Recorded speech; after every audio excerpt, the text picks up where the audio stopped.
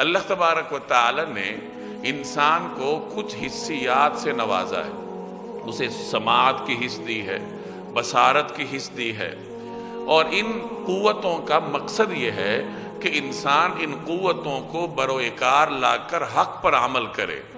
حق سنے، اس کو سمجھے، اس پہ عمل کرے، اس کا اعتقاد بھی رکھے، حق کو دیکھے، اس کو سمجھے، اس کا اعتقاد رکھے اور اس پر عمل کرے۔ تو انسان کو اللہ نے یہ جو قوت سماعت اور قوت بصارت سے نوازا ہے، تو اس کا بنیادی مقصد ہی یہ ہے کہ ان قوتوں کو بروئے کار لا کر حق کی طرف جائے۔ اگر انسان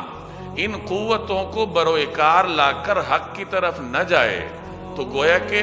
اس نے ان قوتوں کا استعمال ہی نہیں کیا، اور یوں سمجھا جائے گا کہ اس نے سنا ہی نہیں ہے، وہ گویا کہ بہرا ہے، بظاہر تو بولتا ہے لیکن چونکہ حق نہیں بولتا،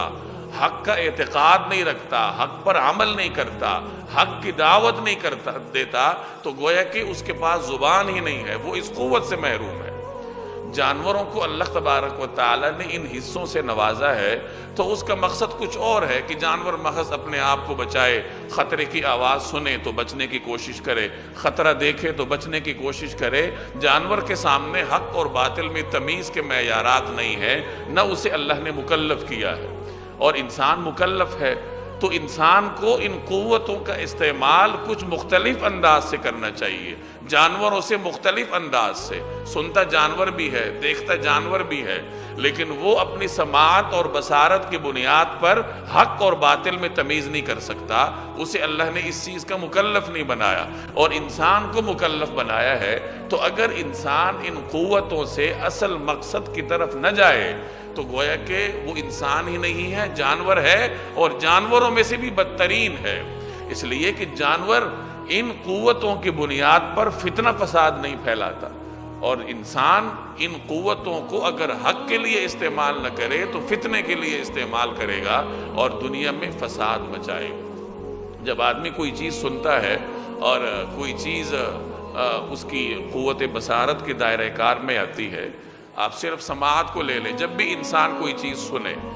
تو اس کے اوپر تین چیزیں لازم ہوتی ہیں کہ سن کر اس کو سمجھے، حق بات سنی ہے اس کو سمجھنے کی کوشش کرے۔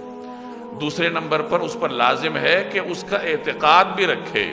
یعنی اس حق کو اپنا نظریہ بنا لے اور آخر میں اس پہ عمل کرے۔ ان تمام چیزوں پر عمل کرے گا کہ سنا، سمجھا، نظریہ اور اعتقاد رکھا اور عمل کیا، تو پھر اس نے اپنے انسان ہونے کا ثبوت دیا ہے۔ اگر وہ محض سنتا ہے اور سمجھتا ہے لیکن نظریہ نہیں رکھتا، یہ نظریہ بھی رکھتا ہے لیکن عمل نہیں کرتا، تو پھر وہ اپنے فرائض میں کوتاہی کرتا ہے۔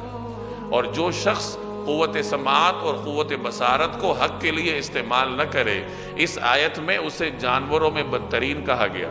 اور پیچھے سورہ انعام میں، سورہ اعراف میں آپ پڑھ کر آئے ہیں کہ اللہ نے فرمایا اولئک کالانعام بل ہم اضل،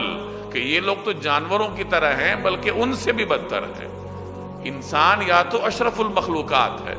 اشرف المخلوقات کب ہے؟ جب وہ اپنی ان قوتوں کو اللہ کے لیے استعمال کرے تو اشرف المخلوقات ہے۔ اگر وہ اشرف المخلوقات کے منصب سے گرے گا تو اسفل سافلین میں جائے گا۔